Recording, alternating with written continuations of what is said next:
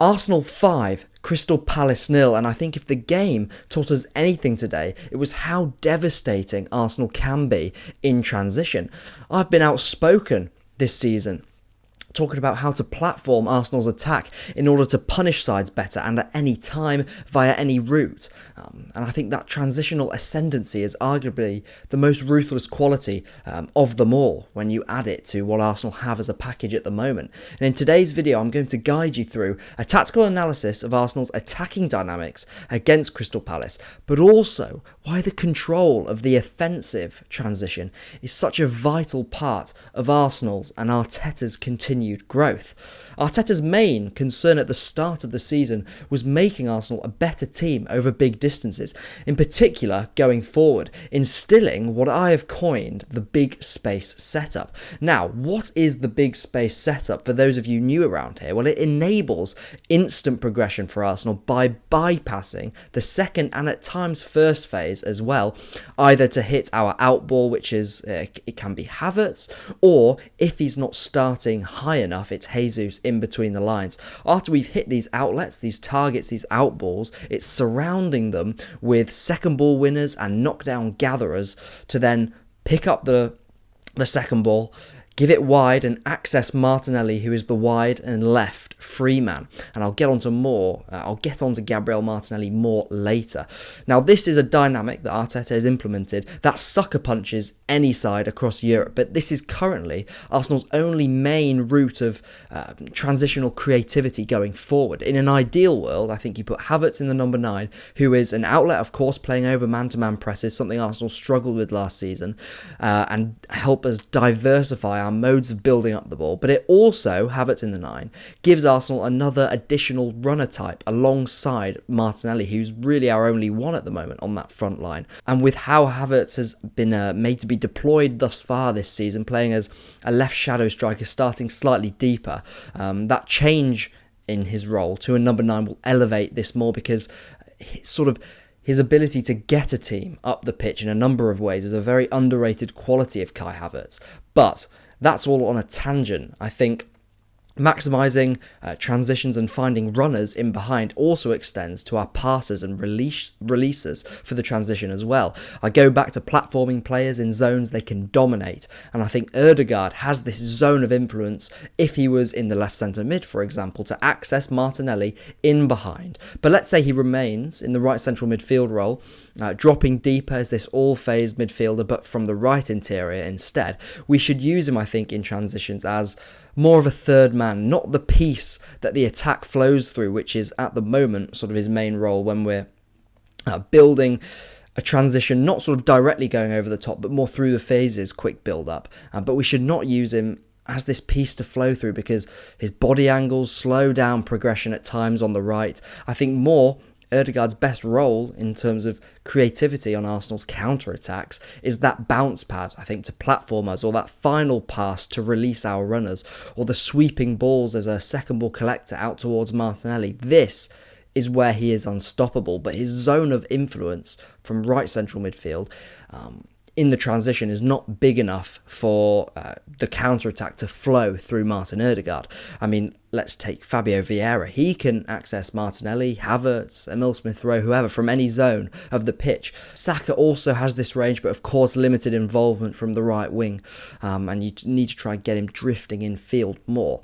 So we can see that Arsenal either need more in the transfer market of these runner and passer types, or we have to use what we currently have, just more effectively. And I think Crystal Palace today was potentially the start of that. Before we touch on Palace and the Palace game in more detail, I want to say that accessing players on the transition doesn't just come from passer types in the midfield. For example, we need Saliba to start hitting Martinelli more, and this is a little detail that he can add to his game, that he's very capable of adding to take him again to that next level on the ball. Like I said, he has it within him. We need to utilise Ben White's passing range more, a very underappreciated and underutilized aspect of the Englishman's game.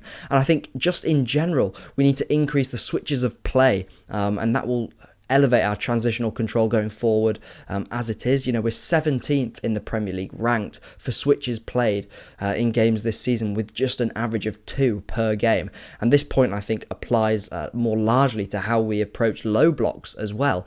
Sort of that requirement at times to be not just to increase the tempo, but to be a little more diverse, a little bit more vertical in our passing choices, attacking, for example, in behind fullbacks to drop the whole of the defensive block that we're playing against then, and then allow the space for box crashes to crash in the middle. Again, we have the quality to do this, whether it's Saka to Martinelli, Saka in that right-hand-sided half space, drawing sort of 4 or 5 men with him, whether it's Odegaard to Ben White, a little clip over, Vieira to Havertz, or Jorginho to Martinelli. And I think in this hybrid 6/8 role that Jorginho's played alongside Declan Rice in a more stringent pivot in recent times. Obviously a little cameo against Crystal Palace today, and more dominantly against Liverpool in the FA Cup. This connection with Jorginho and Martinelli, I think it will flourish whenever they are together, and it's something we've seen, and it's something that the left centre mid signing for Arsenal will need to be able to have, that access to Martinelli, which can be done via carrying, powerful running, or sort of that small space area manipulation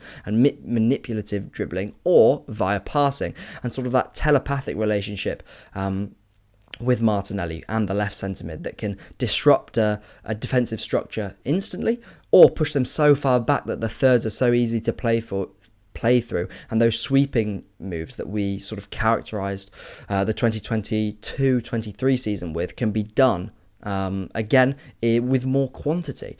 And I think being flexible to attack space in different ways, and importantly quicker when we're looking at Arsenal's play this season, and closer to what we did last season, will cause a surge in Martinelli's productivity and output once again. Martinelli can be used as an instant killer of defences, taking advantage and assuming the space in behind with his invading qualities, or by making him, not just in the transition, but in our settle attacks, the shooter, i.e. the sort of final part, the final move in our settled play attacks.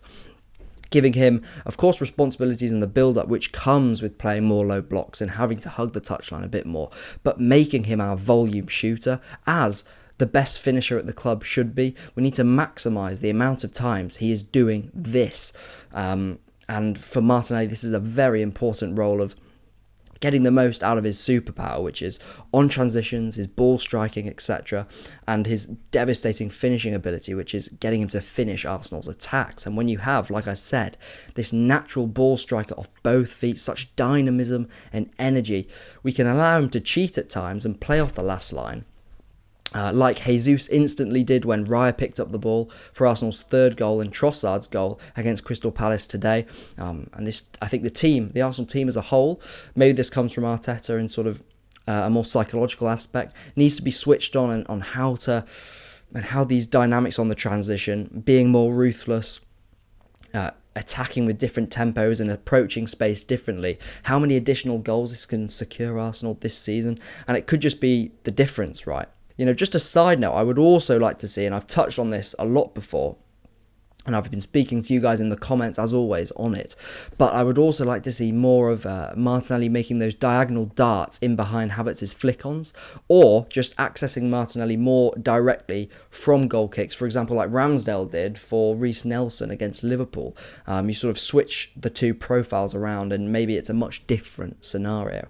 And I think add greater transitional control and devastation going forward. You add this to how organised Arsenal have been this season and are defensively, sort of their long legs and 1v1 capabilities, right? Their athletic capacity that sees us dominate the defensive transitions.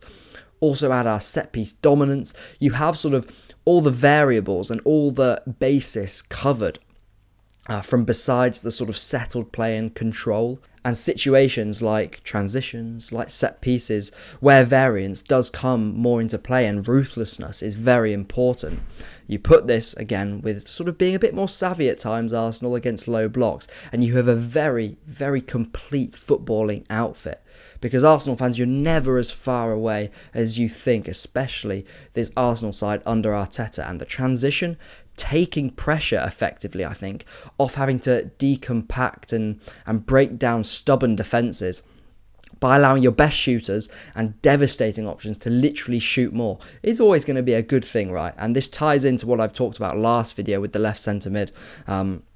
How it's not just always balls over the top, it's the idea of the player in this left centre mid role being able to receive the ball on their back foot, get on the half turn, and inject a sense of speed into attacks that sometimes sort of with the economy of touches we've had around the left interior and the paces of play and how comfortable they are dropping deep, like I said, getting on the half turn, driving through defences, carrying the ball, accessing Martinelli, has made it slightly difficult this season to create a balance to Arsenal's attacking dynamics.